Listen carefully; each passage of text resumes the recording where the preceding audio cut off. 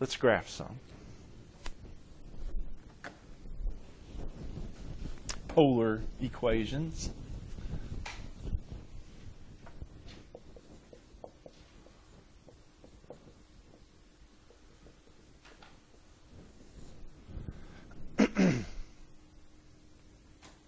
R equals 2 cosine theta. Well, just to go through one table with you here.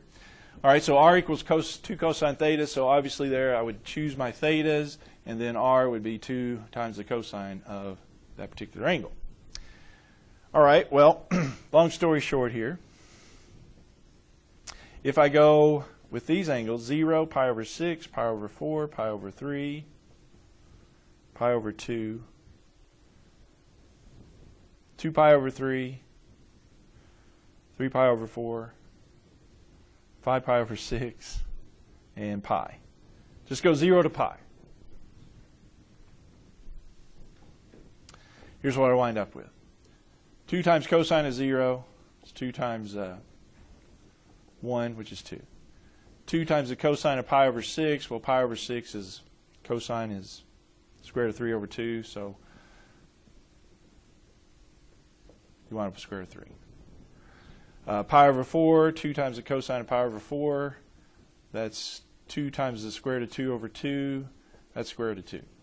Pi over 3, 2 times the cosine of pi over 3, well, that's 2 times a half, that's 1. 2 times the cosine of pi over 2, cosine of pi over 2 is 0. So that's 0. Then we are going to get into some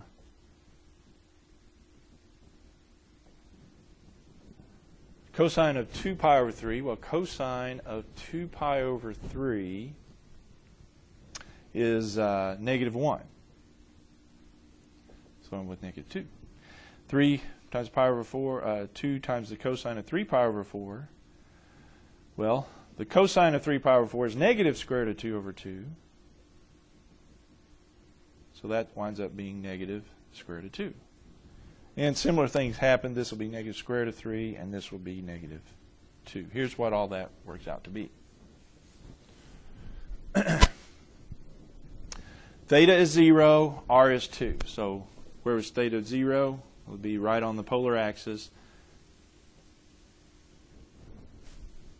And so that would be that point. Pi over 6, so if I come out pi over 6, I'm at a square root of 3. So not quite 2, so right about there. Pi over 4, right about here. Square root of 2, so we're right there. Pi over 3, it's 1. Pi over 2, we're at 0. 2 square root of 3, I'm at, okay, so here's where it gets interesting. At 2 pi square root of 3, which is what degrees? Be 120, wouldn't it? So if I go 120 degrees, be right about there. I'm going to go negative 2. So 1, 2. Let's see, 30, is that right? 120, you're right. Okay, so negative 2. Is that right? Oh, 2 power. No, wait. I messed that up. This is not right. Because that's negative 2. This should be negative 1/2. Yeah, that's where I messed it up. Cosine of 2 pi over 3 is negative 1/2. So those cancel. That's negative 1. That makes more sense. All right, so right here, we're at negative 1. Then negative square root of 2. So about the same thing. I wound up being right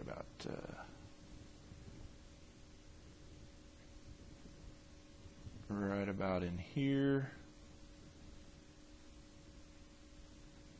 And then here, and then we're back here. Yeah, long story short, doing these by hand is tedious. The good thing is we have our handy dandy graphing calculator. It turns out this is just a circle. But the calculator will do all this work for us in much more accuracy too. All you have to do is change the mode again. If you're in parametric or polar,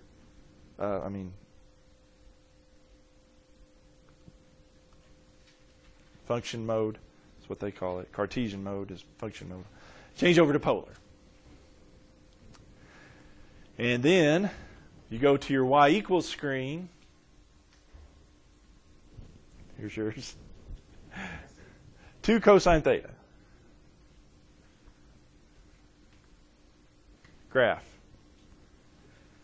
And what it looks like here, and this is a good point. Here's what it looks like. Not much of a circle. The reason is to make it look circular, you need to square up because the scales are different here. You know, this is 1, this is 2, but the 1 over here and the 2 over here is right there. So the scales are different, so you need to square those up. So if you go to zoom and then square, and then you might want to zoom in a little more, zoom in a little bit. On the TIs anyway, it's pretty easy. So zoom in and then square it up. It'll be much more accurate. Yeah. And so if you square, zoom in and square it, you'll get a much better circle.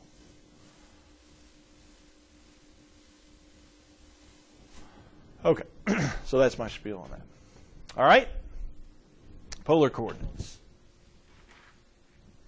Well, you can get some interesting shapes. One reason for doing polar coordinates is you can get some interesting shapes. Let me just hit a couple here with you.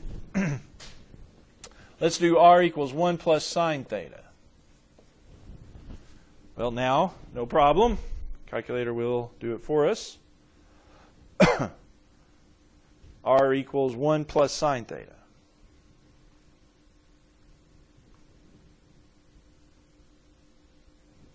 It's called a cardoid. Cardoid. Cardio. Heart. I guess it's supposed to be a heart.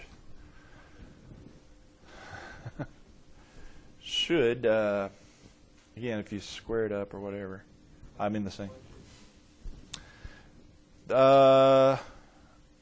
Window? Yeah, I'm going 0 to 2 pi. Yeah. Yeah, that is a good point. Usually, if you z min, theta min, theta max, 0 to 2 pi is usually a good range there to have. Yeah, this is called a cardoid.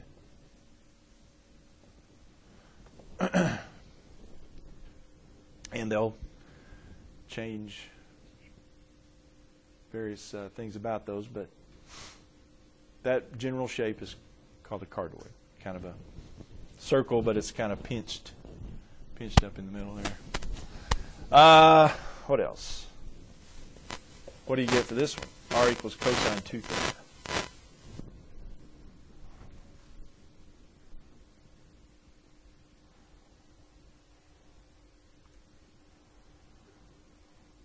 Pretty little flower. Yes, it is. It's a flower. Rose is what they typically call it. I don't know why they call it a rose, but that's what it is. Huh? Sad little rose? Yeah. That's what they call them. This one's a 4-leaf. Interestingly, how many rose petals, leaves, do we get on this one? Cosine 3 theta. That one has 4. How many does that one have?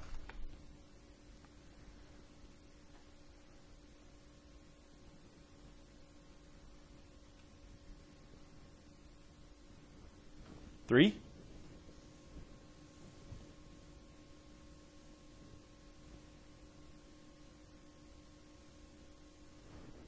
That one just has 3. How many does this one have? Cosine 4 theta.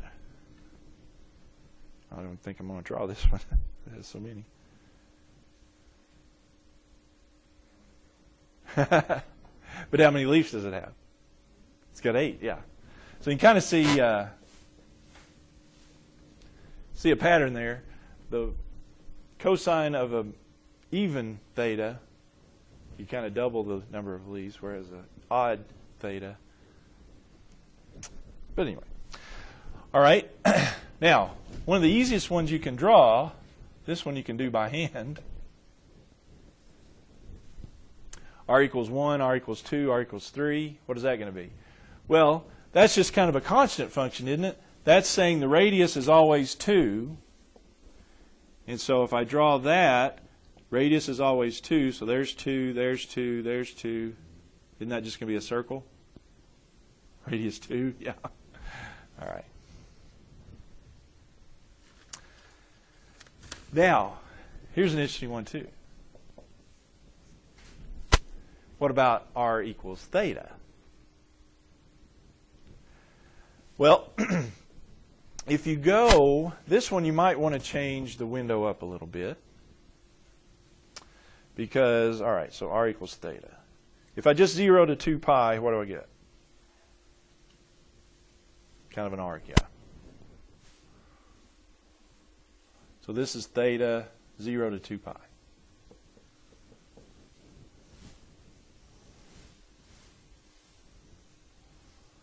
Well, 0 to 2 pi actually doesn't do just a real good job of this. Let's change this to 4 pi.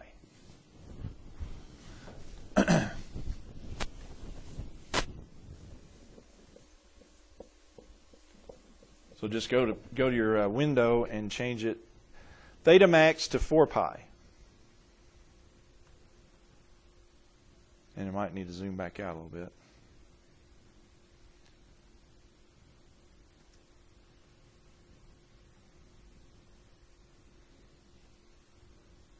Yeah, it's just kind of spiraling, isn't it?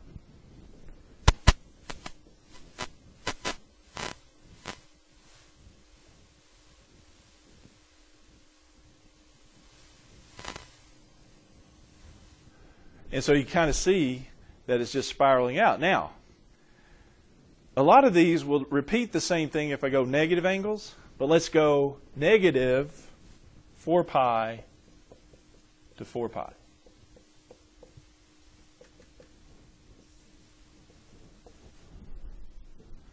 Just to emphasize here that sometimes the window that you use will change things up.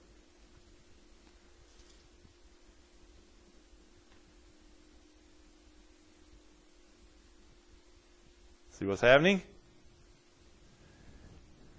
It's kind of a mirror image. You got this as 0 to 4 pi. But then it gets negative 4 pi to 0. You just kind of have the mirror image going back the other way.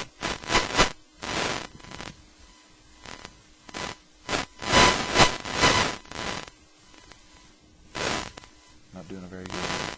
Yeah, it is. Well, this I got too far out there. It kind of hits at the y-axis. You intersect at the y-axis. This is kind of interesting. All right, one more.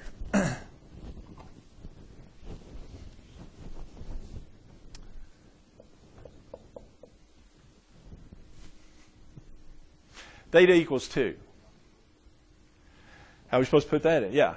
Well, this one you can't as is. Yeah, you're right. I can't put that in our r equals graphing mode. But think about it. This is saying theta is 2. Theta is the angle. So theta is always 2 radians. Where's 2 radians? Well, this is pi radians, 3.14. So 2 radians would be along about there, because this would be 1.5 radian. 1.5 radians, pi over 2 radians. So 2 radians would be right out there. And so that's saying no matter what r is, theta is 2. So if r is 1, theta is 2. R is 2 is theta is 2. R is 4, theta is 2. R is -1, -2, -3, so you get a straight line. Theta equals 2 is a straight line. But anyway, just some things to think about.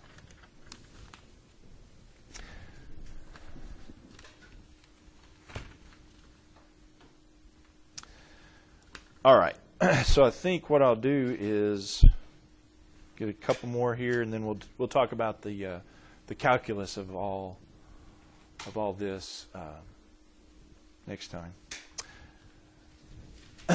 Last thing I want to do then is, if you can stay for just a few more minutes, is change from a polar equation to a Cartesian or vice versa. Changing the equations.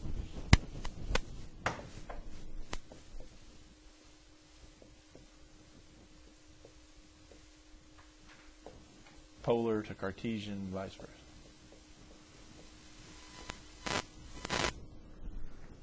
Okay? All right, so let's change that R equals 2 cosine of theta. I want to change that to Cartesian. Cartesian equation. What does that mean? Polar equations have R and theta.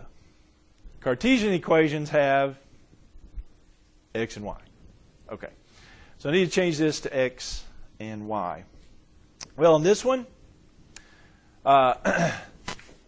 looking at it, yeah, if you've got cosine or sine in your polar equation, I can change that pretty readily over to at least part of it x.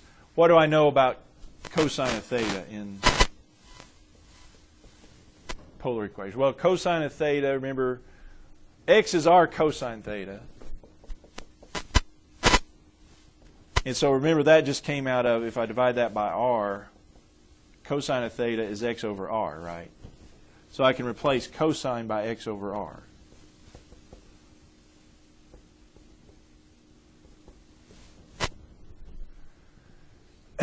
And we're getting close because if I take this and multiply both sides by r,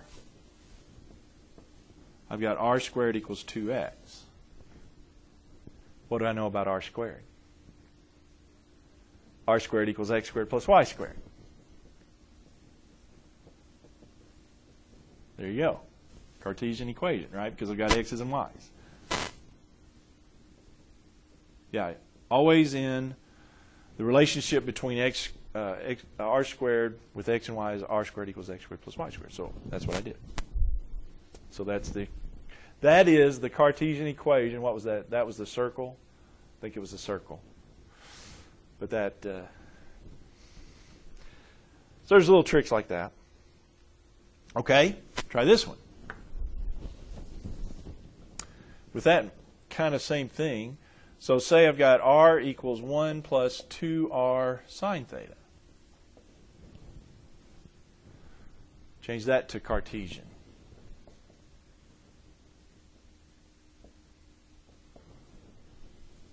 Well, I see my sine there, so I'm going to change that to, what would sine theta be? Well, matter of fact, well, let's just do it this way. All right. Because you won't always have this nice thing that happens. All right, so sine theta, if cosine theta is x over r, what's sine theta? It's y over r, isn't it? Okay, so r plus 1 plus 2r, sine theta is y over r. Well, in this case,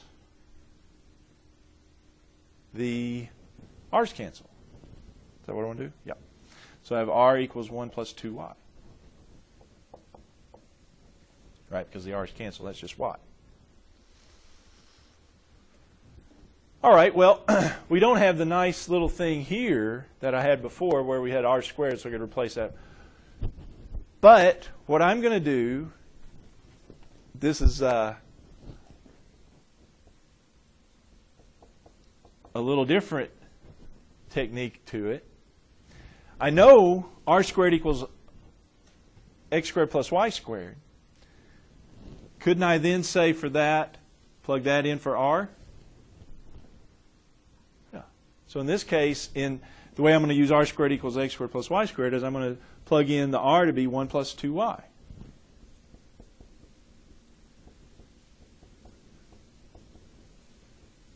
There you go. Okay. So we kind of did the same basic thing, but ever so slightly different. We did utilize at some point r squared equals x squared plus y squared. It's more or less what it amounts to. All right. Let's go the other way.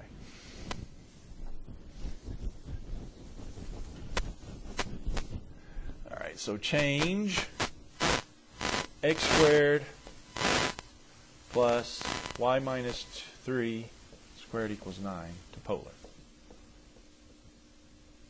Polar form.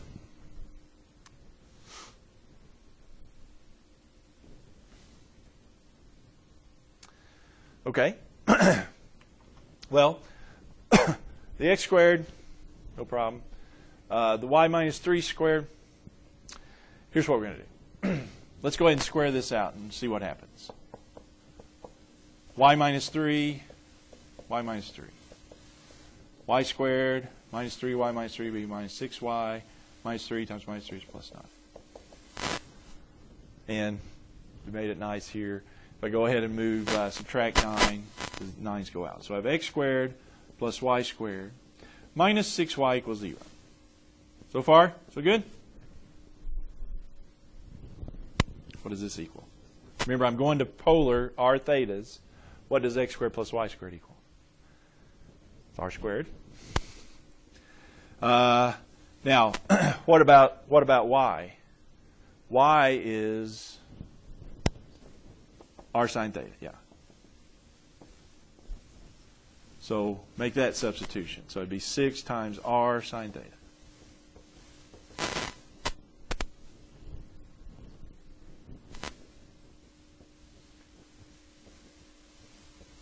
It's not in, neither were these, but, it's not in the nice r equals form, but here's what we can do, though. Look, notice this. Some of these you can do this with. If I move that term over, add 6r sine theta to both sides. Divide by r. R squared equals 6r sine. Now divide by r. You get r equals, right? Because r squared divided by r is r. The r's cancel. Voila. It actually turns out to be that, remember, that's a circle. And so this is also a circle. 6 sine theta. I don't think we did that one a while ago, but